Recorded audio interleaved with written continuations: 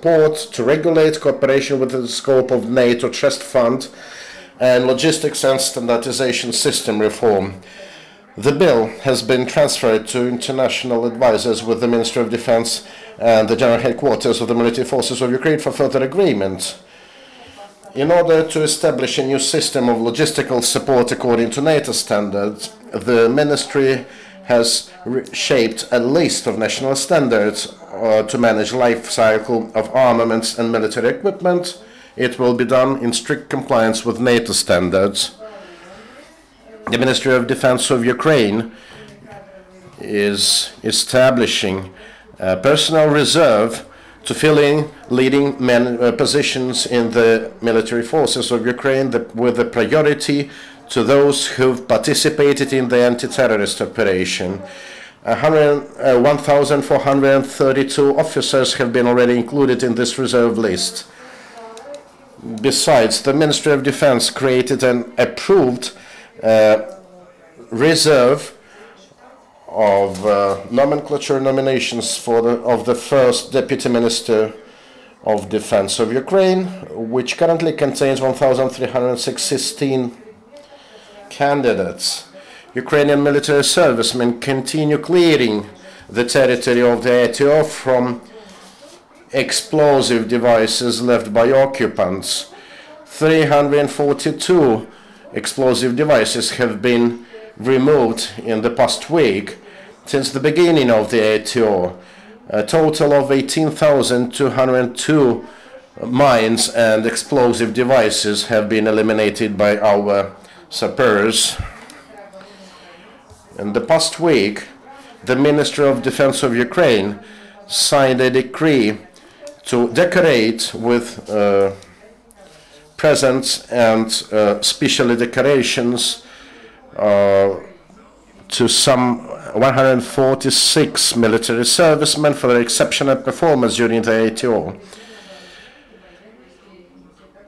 The military and defense complex of Ukraine has huge production potential and strong material support bases that is quite capable of supplying military forces with necessary equipment.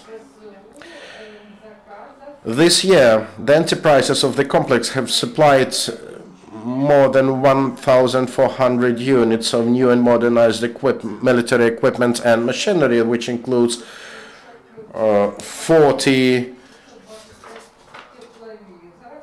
cannons and armored equipment, 525 thermal vision and optical sights and night vision units, 40 radio location stations for land use, 266.6 thousand missiles and other munitions, 27 units of armored equipment, among them modern APCs, BTR-4E, 445 units of land trucks, 5 modernized helicopters and planes, 20 units of radio electronic equipment, 5 drones, 3 radio location radio technical stations, 132 engineering equipment, etc.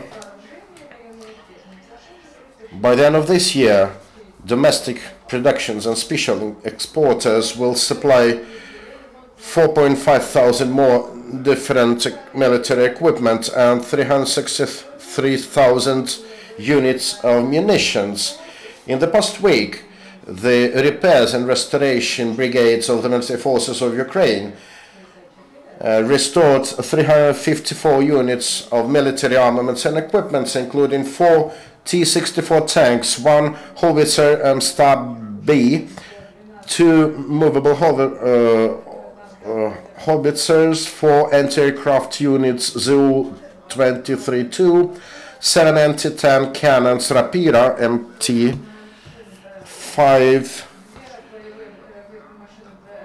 armored vehicles Sturm with anti-tank missile launchers, 29 APCs, 22 armored carriers, 10 reconnaissance vehicles BRDM-2, 2 BRM-1K reconnaissance vehicles and 2 82mm mortars, besides 254 units of transportation equipment were restored. 4 missile launchers Smerch and 1 Tunguska complex have been also restored. For the total, in this year, the repair brigades repaired and supplied more than 13,000 military equipment units.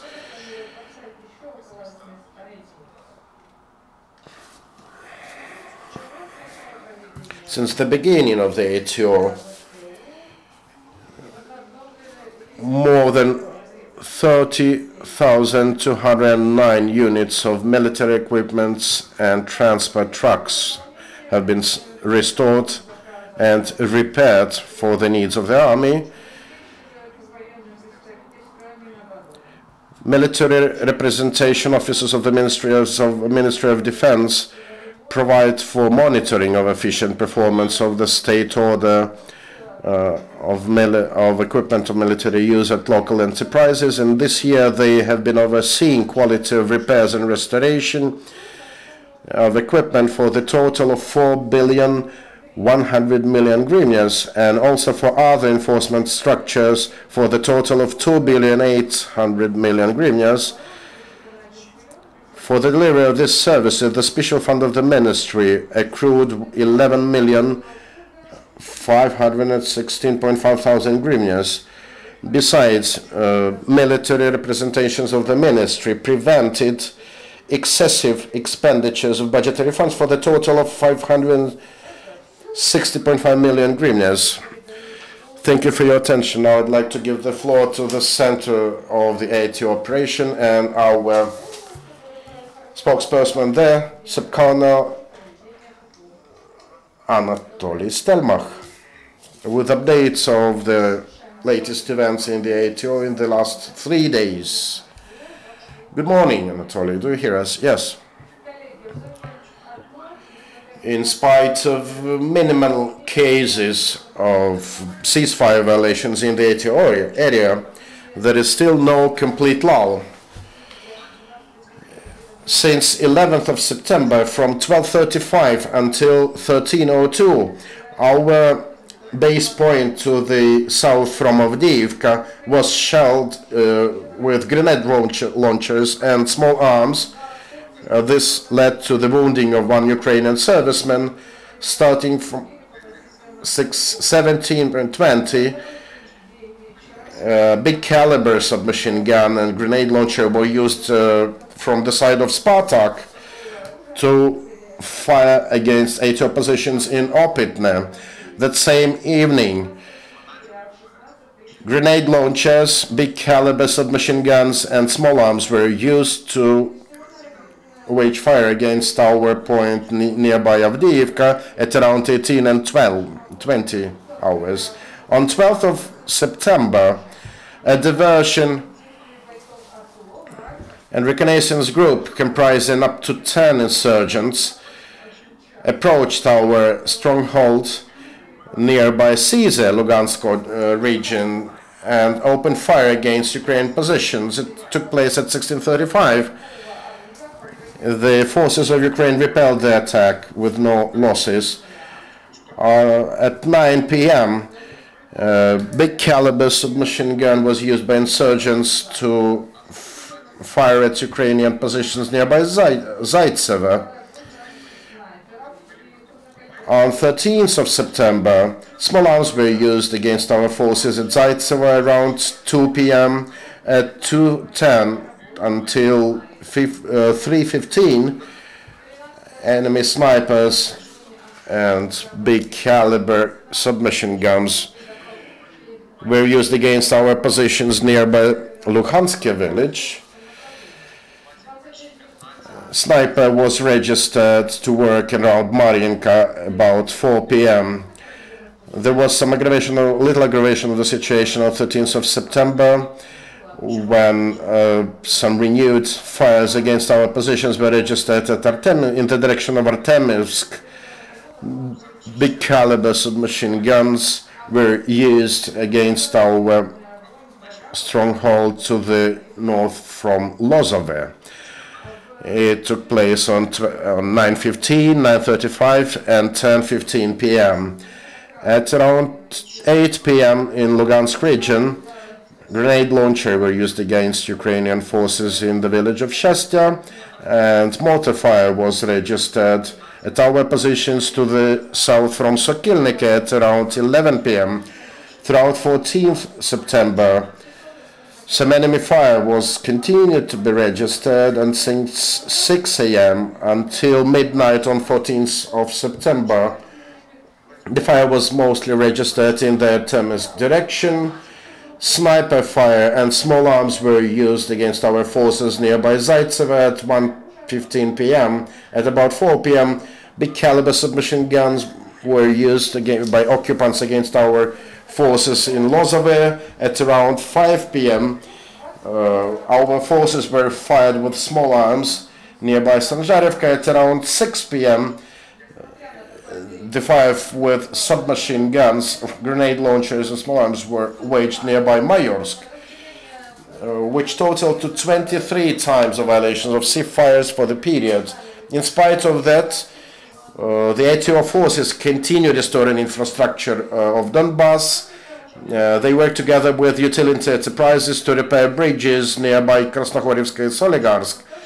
They continue restoring the power supply lines in the village of Zaitsev and Mayorsk. Our officers, together with volunteers, rebuilt schools in Luhansk and Svitlodar. These schools were heavily damaged with enemy shell fire early in this year. Demining and defusing of grain silo is being carried out in Luhansk.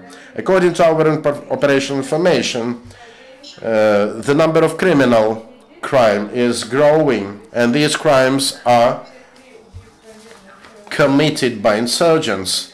Within the past week, at least 3 killings of peaceful citizens were registered in Novazovsk region.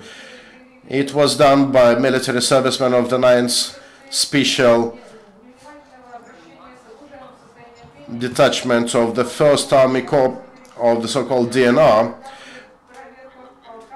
It was a consequence of